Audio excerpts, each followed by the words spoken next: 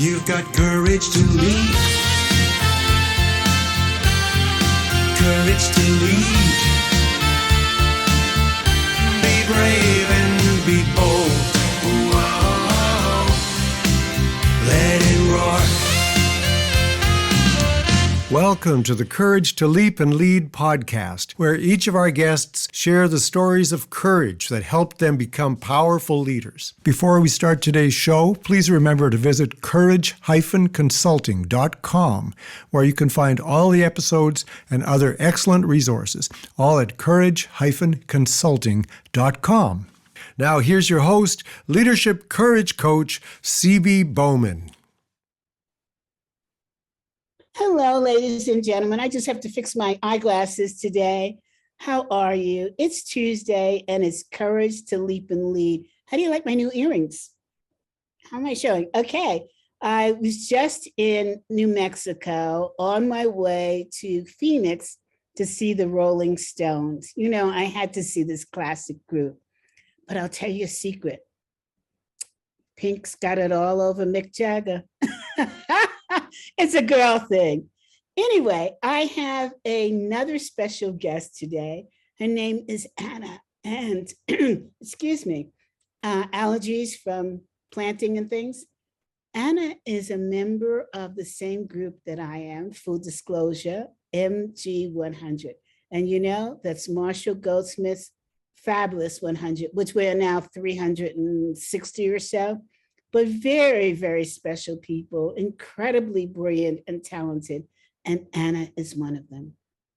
And so Anna, tell us, you're in our authors series, the Courage to Leap and Lead authors series. And you've written a book called? Thank you so much, 𝗬𝗏. It's such a pleasure to be here with you. And I have written a book called Fulfilled, How the Science of Spirituality Can Help You Live a Happier, More Meaningful Life. Okay, so, you know, I am not a soft skills person by any stretch of the imagination, but this sounds real soft skills and it sounds interesting. So let's go back a little bit to your background. How did you, first of all, what do your parents do? What did they do? Sure.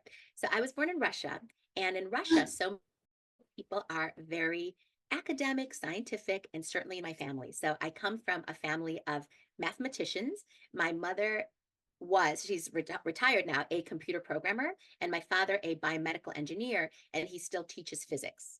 Wow. And Russia, your English is perfect. How is that possible? I don't hear an accent. Yep. Came when I was 5 years old, lost the accent, and I still speak Russian, but at the level of a 5-year-old. Wow, how incredibly exciting. We're in Russia. Moscow, Russia. In the big town itself. In the big town itself, exactly. Okay, now we really want to know your history coming from Russia and writing this type of book. So tell us, what did you do in high school, junior high, college? How did you get from there to here? Totally. So I started being interested in math at a really early age. I thought I was going to be a mathematician, and I went to a math and science magnet school, public residential high school in Aurora, Illinois, called the Illinois Mathematics and Science Academy. You actually live there. You go there your sophomore year, and I just loved it. And I was part of the math team. I was the biggest nerd. I would do math contest problems for fun. And I thought, you know, when I grew up, I was going to be a math professor. That's kind of what my whole family did. But then I got to Stanford and started, you know, doing all of my math stuff. And all of the classes were taught by TAs from China who barely spoke English. And I couldn't understand what was being said. And suddenly my passion for math starts to dwindle because I'm just not understanding. And then it was the universe telling me, time to find something else. And the majority of my classmates were pre-meds. And so I jumped on the pre-med bandwagon. Most people, by the time they graduated, were off that bandwagon, but I stayed on. And somewhere in the midst of my 4 years at Stanford, I discovered the books of this amazing psychiatrist named Dr. Irvin Yalom, who was actually at Stanford at the time. And I read his books, and I was just so blown away by the depth with which he analyzed his patients and understood human nature. And I thought, I want to be just like this person. I want to go so deep into human nature and understand people on such a deep level. And then I want to write books about them. And that's actually But wait a second. If you didn't understand your professors in math, how did you understand your professors in the medical space? Well, for whatever reason at Stanford, a lot of the people who they brought to be like the high-level graduate students in math were from China, because China has brilliant mathematicians. And so that wasn't the case, in the rest of, the other TAs spoke perfect English. I had no problem. Okay, that explains it. I had no idea. I've just learned several new things. Yeah. This is good. Yeah, in China, there's brilliant mathematicians, and a lot of them go to Stanford. Had no clue whatsoever. Probably because math is like one of my worst subjects in the world, being dyslexic. To me, 2 and 2 equals 22, and nobody can dissuade me from that. Totally Now, get it. Okay, so what space in math did you go into after reading these books? I mean, I decided I wasn't going to be a mathematician. I decided I was going to be a psychiatrist. And so I joined the pre-med bandwagon and went to, finished up, at Stanford. Then I worked for a few years as a management consultant in the healthcare field. And then I went to Yale Medical School. And I was at Yale for 5 years. I took a year off to travel the world and write an honors thesis. And then I did my residency in psychiatry at NYU in New York City. So you went to the best schools in the United States. Did you get in based on your math, or your grades were just general? For sure. Math definitely helped, but I think it was hard. It was really, really hard work. I always have worked really hard. And it's also luck, because you can work really hard and still not get in. So. Okay, so then you went into this field, and then what led you to the relationship between the mind and the soul? Yes. So I'm in my residency at NYU, and I'm going through my own dark night of the soul. Things just are not going well. And I'm in a lot of like emotional pain, trying to figure out, do I even really want to do this? I just like, life is feeling meaningless. And then I realized, I have all these tools as a psychiatrist under my belt, but these tools aren't helping me to figure out how to pull myself out of this state that I'm in. And the reason for why I was in it was many-fold. There's many things happening at the same time. It was like the perfect storm. But I realized that the tools. What was happening? What was happening? I had broken up with a 5-year relationship, and then I was not liking my residency at all. I had gotten in trouble with my training director, and there was just a lot of things. And then I had met this other guy, and then I found out he was dating all these other women, and I thought he and I, so there's like all these things, one after the other. Nothing, thank goodness, nothing super horrible or nothing that had any enduring consequences. But nevertheless, all these things that just like one after the other can just, bring you into your dark night of the soul. And so I was there, and I was like, these tools that I have as a psychiatrist are insufficient. They're not pulling me out of my darkness. And then I was like, also psychiatry, like the translation of, psyche is actually soul. So I'm supposed to be this doctor of the soul, but why is nobody mentioning anything about the soul in my residency? And actually, why didn't anybody mention anything about the soul at Yale Medical School or in my training as a pre-med at Stanford? The soul is somehow missing from medicine. And so that led me on a big quest, trying to understand, how is the soul involved in healing? And that quest took me to ashrams in India to, learn about that. So I went to learn Buddhist meditation in Thailand. I went to learn Kabbalah in Israel. And then I went to work with different shamans in South Africa and South America, all to better understand, what is this thing that we call soul, and how does it relate to healing? And that journey, which took the course of a few years, really healed me. It was a healing journey. And that's what got me involved, in a more spiritual path in my life, which ended up being a huge part of my life's work. I'm blown away. Okay, I don't even know where to start with that. You just sort of laid an egg there. All right. What gave you the courage to visit these places in the world that probably women don't necessarily run to on vacation or education? Absolutely. So what led me there? I'm fixing my mic a little bit, as you can tell. I just realized. Yeah, and you know what? It's coming across better too. Coming better? Good. Yeah. Perfect. I'm so glad. I'm so glad. Good. And so the courage was from a place of pain, right? What is it that often forces us to go outside of ourselves and be a better version of ourselves and grow and transform? pain, discomfort, feeling like stuck in some way. And that's exactly what was the case with me. Mm-hmm. Why did you feel that these particular places were going to help heal you? I didn't know if they would or not, but I knew that I needed to do something. And I knew I needed to do something different than what I was doing. I needed to get out of my comfort and complacency. I needed a different way of thinking about life. I needed people with different values, with a different system of how to heal, people who were more connected to their soul. And so I feel like it was more like the universe guiding me than my knowing. I didn't know how to heal. If I knew, I would have healed myself. I just knew that I needed to do something different than what I was doing. What do you say to naysayers like me that say, this is all hogwash, this is like Jonestown personified? What? Come on. We're hard skilled people. We go hard driven. You're just so peaceful and in presence and sort of like a princess sitting in. That's so funny. You said that when we started talking. It's so funny that you say that. I'm like the most hardcore driven person that you can ever meet, CB. Trust me. You fooled me. I know, exactly, right? And that's the whole thing. It's like, how do you bridge these worlds? I feel that my whole life is about bridging often incompatible worlds, like bridging spirit and spirituality, bridging, as you say, being peaceful yet being driven, bridging, having relationships that are close and yet give you independence. So things that are seemingly incompatible and figuring out how to bridge. Okay, tell us the secret. The secret is meeting life where it's at and being very dynamic, changing in response to life and finding people that support you in what you need. I'm writing it down because meeting life where it's at is like accepting life on life's terms. It is phenomenally powerful. So powerful, right? Yeah.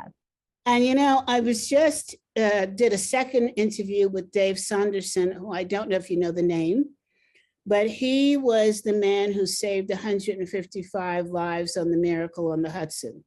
Wow. He, of course, with the pilot, David Scully, but there was something that his mother had left words of wisdom in his head. His mom had just passed away, and she gave him the knowledge that help others before you help yourself. And he realized from his military background, he had the wherewithal to save these people.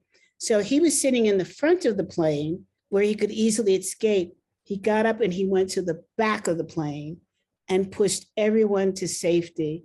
And he held the life raft so people could get on board. When it came to him, the plane had shifted and he dropped the lifeboat, so he couldn't get on. And he had to swim to safety. And that was during the winter in January. And something just gave him the ability. When he got to the lifeboat, the people he had saved pulled him to safety.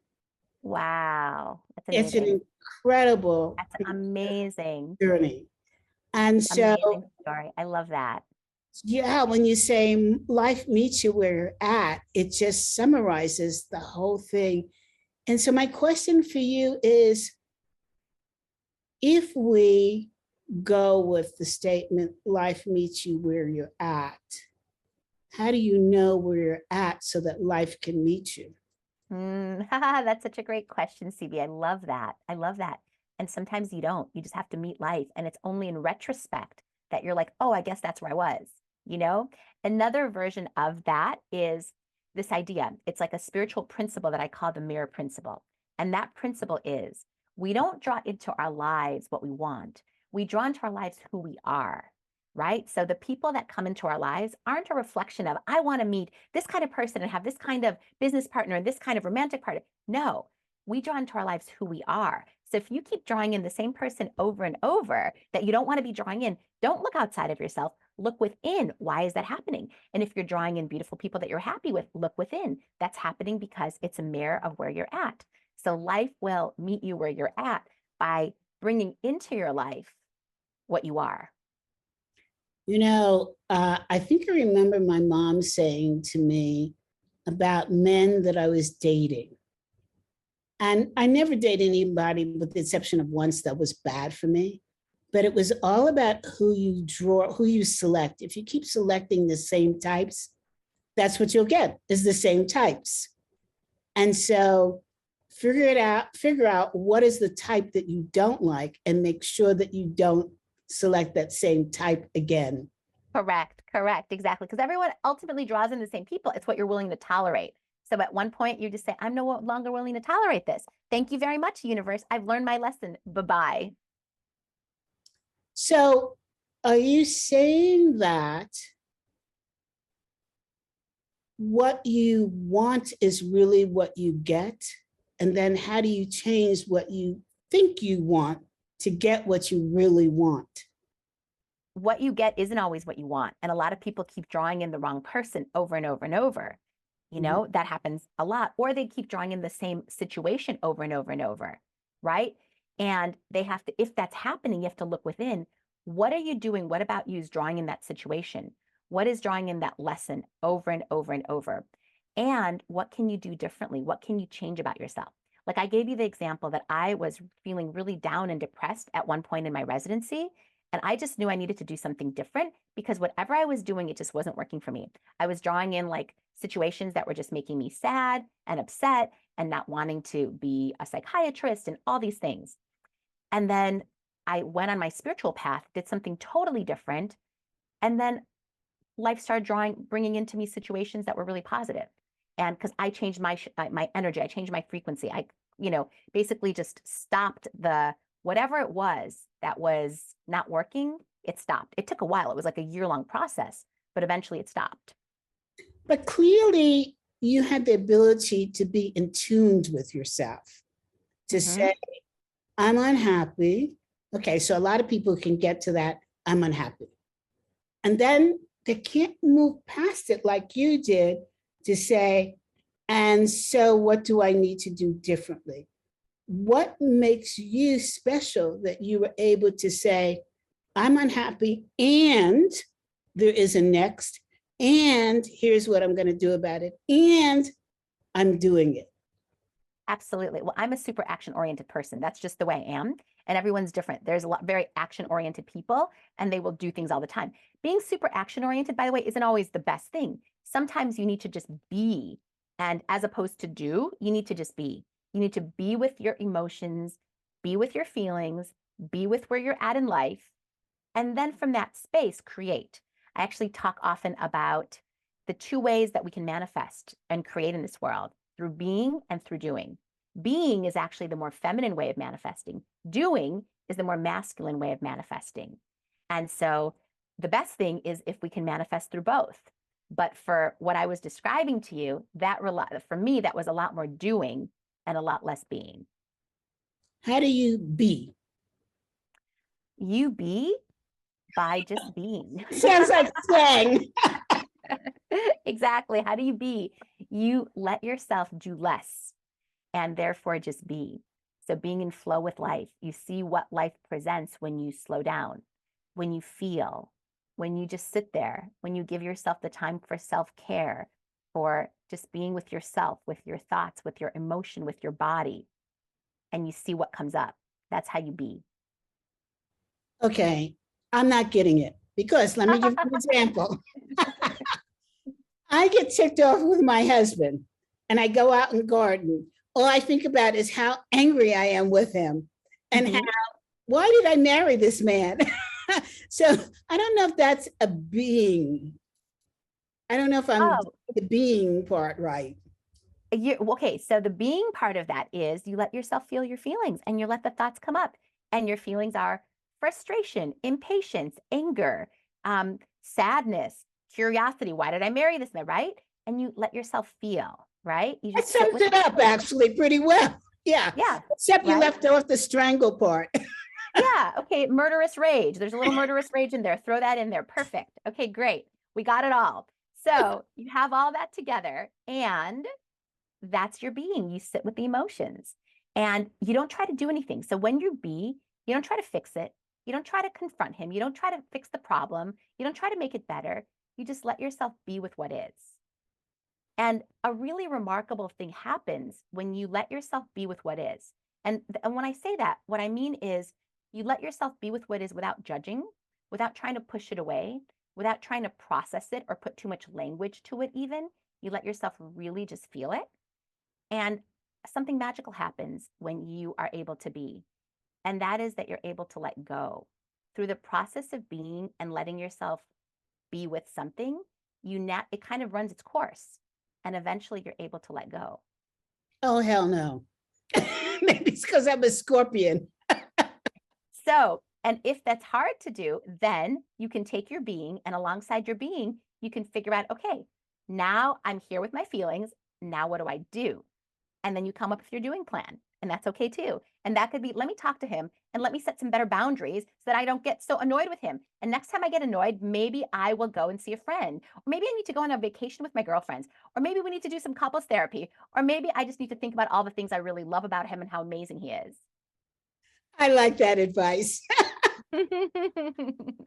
You're laughing with wisdom here. Yeah. So, okay. So now, do you have a copy of your book? In my car, not with me, Oh, unfortunately. come on. In my car right outside, in my car. It's because, I'm in my office. I'm in like my office in New York City. And unfortunately, how I don't have a copy of my book here. I'm sorry. Okay, I'm going to coach you. Thank you. I need that. Thank you. Okay, or at least so have it funny. your title. Oh my God. Okay, give us the name of your book slowly. Yes, it's called Fulfilled: How the Science of Spirituality Can Help You Live a Happier, More Meaningful Life. Oh, I wish you had the cover here. I wish I had it too. I don't think I had it, unfortunately. How far is your car from where you are? It's like a 5-minute walk. Oh, okay, that's not going to work. Well, I'll tell you what you do. When you get a copy of your book in front of you, let me know and we'll kind of like cut it into this. I love it. I love it. I would love to do that with you. Perfect. Okay. I have a million photos of me with my book. I can send you those. Well, can you share a screen and so we could see it? I have to pull up my Instagram. I think I have them on my Instagram. Should I do that? Not on Amazon? Oh yeah, I can. Yeah, on Amazon for sure. Oh my God, for sure. Give me 2 seconds. Give me 2 seconds. Oh my God, you're exactly right. Duh. Okay. Oh yeah, even on my website, Oh, my website. Well, I want to share it on Amazon so people know where to go to purchase it. Hello.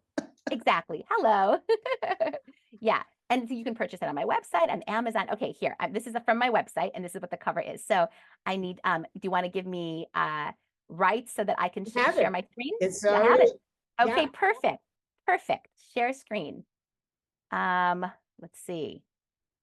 So this is what we call shooting from the hip. As you know, this show is about shooting from the hip. There it is. And here is my book. I love it. Okay, read what it says here. Discover your life's true purpose. Eliminate self-defeating patterns and roadblocks that are keeping you from living your most authentic life. Understand the scientific underpinnings behind answered prayers and random coincidences.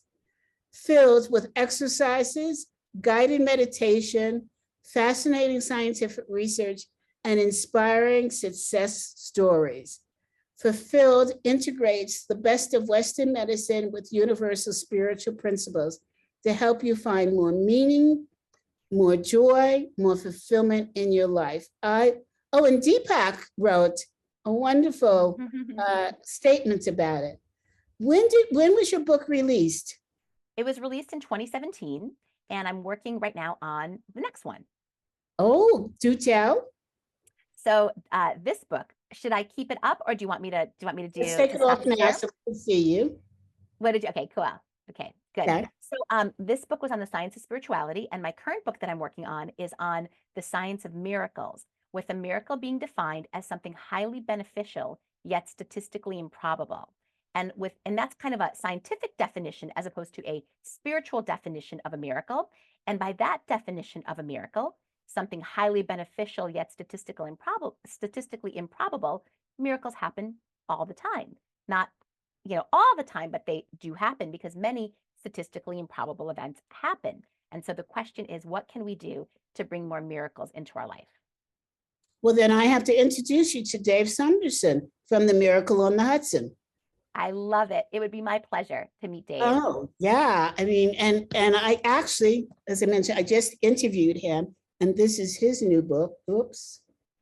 Amazing. And certainly it wasn't meant to happen. And his impact on 155 people is amazing. So talk about miracles. And he spoke about, his magazine is called Moments Matter. And I said to him, why that? And he said, because you just don't know. And you just have such a small amount of time to make a decision that can save you or save someone else. Ergo, moments matter. I think you both would be terrific together. Great. I love that. I love that. Okay, now going back to your book, people who are in a lot of trouble, a lot of trauma, who can't even see their way through the light of the day. Can your book help? Absolutely. And I work with a lot of those people. So as a psychiatrist, I see suicidal patients all the time. I see patients who are severely traumatized. I see people who are in the depths of addiction, thinking about ending their own lives, or who are like this close to overdosing, right? This is part of my practice. I'm also an executive coach where I work with the most influential people at working at very high levels. But even those people can fall to suicidality, to addiction, to depression, to very traumatic, difficult things. This is part of the human experience, unfortunately. And absolutely, because my book is about connecting people to their own souls and helping them align with the deepest part of themselves. And when people do that, it gives them newfound hope. It gives them a renewed sense of purpose. It helps them remember who they really are. And it makes them realize that they're not alone in this world. And I think those are the features that you need to move past anything, any kind of darkness. Anna, first of all, I have to interview you for my second book. This is good stuff. I see a functional doctor, and the first thing that she explained to me is that the gut rules the body and the mind. This is new findings. Do you find that there is any relationship between the gut and what you're doing? Absolutely. I think there's more and more research. Dr. Sabine Hazan, someone who I recently heard speak, she's devoted her life to publishing about this, looking at the different bacteria in your gut that, for instance, are missing if somebody is depressed, or are missing if someone has anxiety, or are missing if somebody has fertility challenges, or are missing if somebody has this kind of issue or that kind of issue, right? So there's more and more being learned about this. I believe that this is a burgeoning area of medicine where there's going to be humongous developments, not just in our understanding of what causes disease, but then in our ability to heal from these diseases. And so there's already been a lot of data and more case reports on fecal transplants. So people are missing certain things from their GI. You can actually it sounds really disgusting, but it's really, you just transfer the best parts, or like the positive parts of feces into that person, and it heals them. And that people have healed from, many like gastrointestinal issues and other issues through fecal transplants. And so this is just one aspect of that. I have never heard of this. Amazing stuff. So I'm writing this. And it's just in its infancy. Like, wait till we know more about it in the years to come. So I am familiar with stem cell. Yep, stem cells are amazing. I'm a fan. Yeah. Mm-hmm. And in fact, I've just had stem cell done in my eye. Amazing. For what? Cornea. It's called blood tears for the eye. Interesting. Tell me more about that. I've never heard about that. Leave it to Colorado, right? Well, Colorado is the state that does the most damage on your eyes, which I found out recently because we're so dry here. right? Mm. I don't know about Arizona, but more people flock here to ski, and they don't realize, since they're skiing, wetness, that their eyes are drying out. And so this non-doctor came up with this idea, and it's been used here in Colorado for years now. And what they do is they take your cells and they put it through a centrifuge, just like in stem cell, and they make it an eye drop. And you put this eye drop in your eye 4 times a day, and it heals the cornea. Oh, that's amazing. So you're basically, so it's not necessarily your stem cells, or is it your stem cells? Is it your V cells? V cells are a kind of stem cell. It's like, it's very small stem cells, or is it actually your growth factors that they spin? Like your I'm not a doctor, so I'm not gonna, very the only thing I said to my doctor when he told me, I said, is that the same as stem cell? And he said, yeah. So cool. I don't know So what cool. part, but all I know is it was like sort of a cloudy, clear liquid, and it looked just like what I had done to my knees. And I'm like, this is amazing stuff. Amazing. Right? Amazing. That's so cool. And most importantly, did you feel better afterwards? I did. That's amazing. Not having Amazing. pains, and Yeah. it's this whole thing. So And cool. I'm finding it curious because you know that the gut has now been related to Parkinson's disease. Yes. And somebody told me that they're doing more research and finding out that it's also related to dementia. And I am just blown away by what's going on in the Amazing. medical That's field. amazing. Very interesting. Have you, in your research, come into any findings regarding the gut and like alcoholism or drug abuse or anything like that?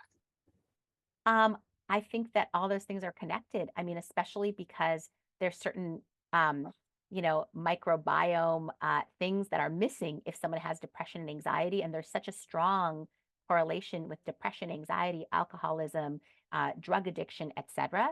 Absolutely. And cravings, any kind of addiction, probably sex addiction. We're going to probably be finding all of these things correlating. And if I were to go look in PubMed, which is the medical database, I'd probably already be able to find a lot of things.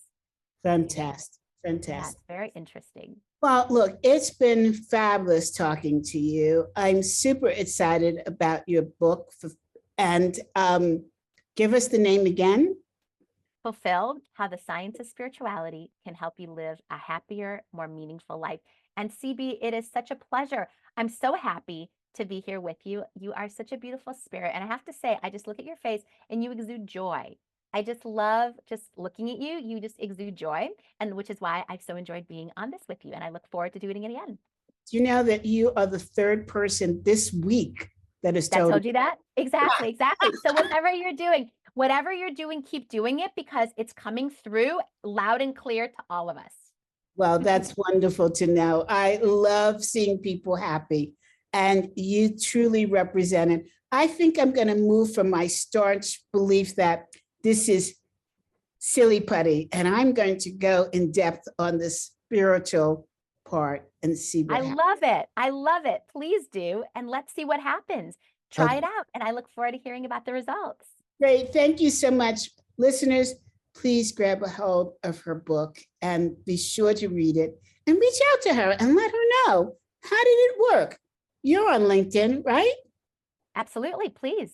Okay. Send her some feedback. I'm sure she'd appreciate it. And she might use some of her research in her new book. Thank you so much. Thank you, Anna, for coming on. Audience, thank you so much for tuning in. And please tune in next week. Goodbye now.